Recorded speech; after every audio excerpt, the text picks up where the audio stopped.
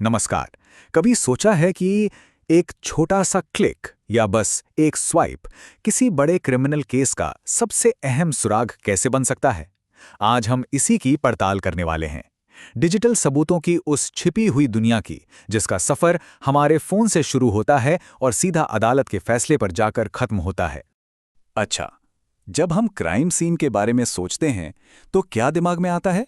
पीली टेप, बिखरा हुआ सामान, यही सब है ना? लेकिन अब ये सब भूल जाइए। आज के दौर में सबसे बड़े सुराग फर्नीचर के नीचे नहीं, बल्कि कोड की लाइनों और पिक्सल के अंदर छिपे होते हैं। असली क्राइम सीन अब फिजिकल रहा ही नहीं, वो तो डिजिटल हो चुका है। तो सवाल ये उठता है कि अगर क्राइम सीन पर कोई बंदूक या चाकू नहीं है, तो फिर आज का अपराधी अपने पीछे छोड़कर क्या जाता है? इसका जवाब काफी हैरान करने वाला है और ये हमें इन्वेस्टिगेशन की एक बिल्कुल नई दुनिया में ले जाता है। और जवाब है डिजिटल फुटप्रिंट्स। मतलब भेजा गया हर एक ईमेल, देखी गई हर एक वेबसाइट, ये सब एक निशान छोड़ जाते हैं। और मजे की बात यह है कि ये डिजिटल सुराग अक्सर पारंपरिक सबूतों से कहीं ज्यादा गहरी और बड़ी कहानी बता जाते हैं। हमारा हर डिजिटल एक्शन, चाहे वो एक ईमेल भेजना हो या कोई वेबसाइट ब्राउज करना, अपने पीछे एक निशान छोड़ता ही छोड़ता है। ये एक ऐसे खामोश डिजिटल गवाह की तरह है जो कभी झूठ नहीं बोल सकता। ये सब एक बहुत ही सिंपल लेकिन पावरफुल आइडिया पर टिका है। इसे कहते हैं लोकार्ड का विनिमय सिद्धांत। देखिए, आसान भाषा में इसका मतलब सिर्फ इतना है कि जब भी कोई दो चीजें एक दूसरे के संपर्क में आती हैं, तो वो एक दूसरे पर कोई ना कोई निशान जरूर छोड़ जाती हैं। और ये बात सिर्फ फिजिकल दुनिया पर नहीं, डिजिटल दुनिया पर भी उतनी ही लागू होती है।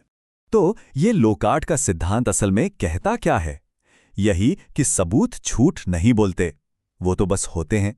ये तो इंसानी गलती है, सबूतों को गलत समझना या उन्हें ठीक से न संभालना, जो इंसाफ के रास्ते में आ सकती है। तो फिर टेक्निकली ये डिजिटल सबूत क्या है?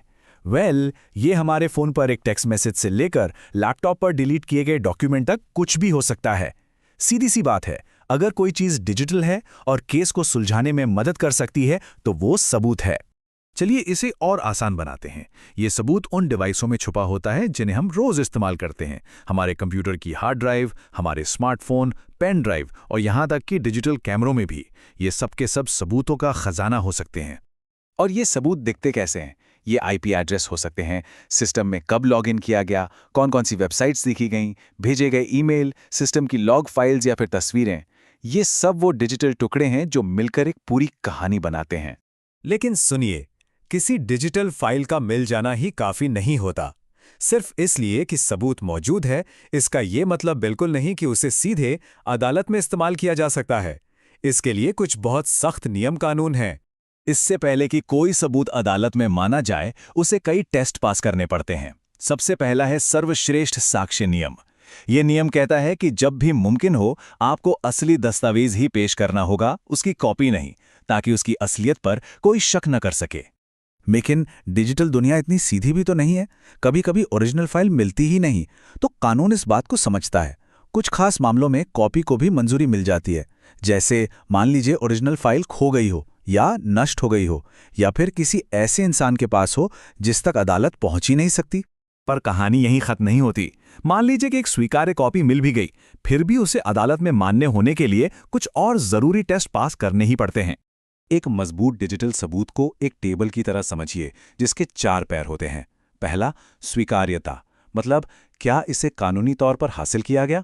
दूसरा, विश्वसनीयता, क्या इसके सोर्स पर भरोसा किया जा सकता है।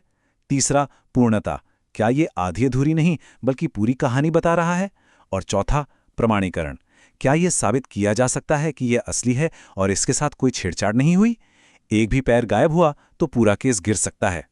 और इन चारों में से सबसे मुश्किल और सबसे जरूरी कदम अक्सर ये चौथा वाला ही होता है, प्रमाणीकरण। ये साबित करना कि डिजिटल सबूत के साथ कोई छेड़छाड़ नहीं हुई है, अपने आप में एक बहुत बड़ी चुनौती है। तो इन्वेस्टिगेटर्स उस चौथे और सबसे जरूरी स्तंभ यानी प्रमाणीकरण को कैसे पक्का करते हैं? ये एक बहुत ही सावधानी से की जाने वाली प्रक्रिया है, जो ये सुनिश्चित करती है कि सबूत अब अदालत के लिए पूरी तरह से तैयार है। तो सबसे बड़ा सवाल यही है, एक इन्वेस्टिगेटर ये कैसे साबित करता है कि जो डिजिटल फाइल वो पेश कर रहा है वो वही असली फाइल है और उसे किसी ने बदला नहीं है?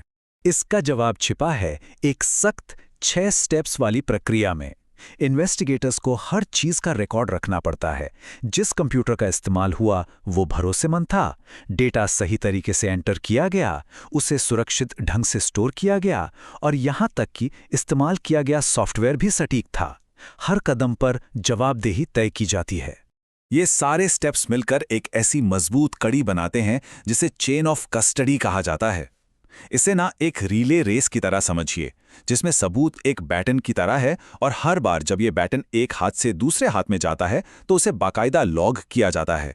इससे ये पक्का हो जाता है कि सबूत मिलने के पल से लेकर अदालत में पेश होने तक उसके साथ जरा भी छेड़छाड़ नहीं हुई है।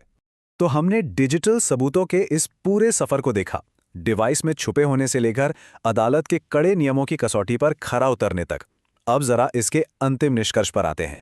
असल में डिजिटल सबूत एक बहुत ही शक्तिशाली और निष्पक्ष गवाह होता है। ये भावनाओं से असरअंदाज नहीं होता, जो हुआ उसे जस का तस बयां कर देता है। लेकिन इस खामोश गवाह की गवाही की पूरी कीमत इस बात पर निर्भर करती है कि इंसान उसे कितनी सावधानी और सही प्रक्रिया के साथ संभालते हैं। और ये बात हमें सीधे लोकार्ट के सिद्धांत पर वापस ले आती है। सबूत हमेशा मौजूद होता है, सिर्फ उसे खोजने, उसका अध्ययन करने और उसे समझने में हुई इंसानी चूक ही उसके मूल्य को कम कर सकती है। और आखिर में ये एक सोचने वाला सवाल छोड़ जाता है कि अगर डिजिटल सबूत खुद झूठ नहीं बोल सकते, तो क्या हम उन प्रक्रियाओं और उन लोगों पर पूरी तरह से भरोसा कर सकते हैं जो इन सबूतों को हम तक पहुंचाते हैं?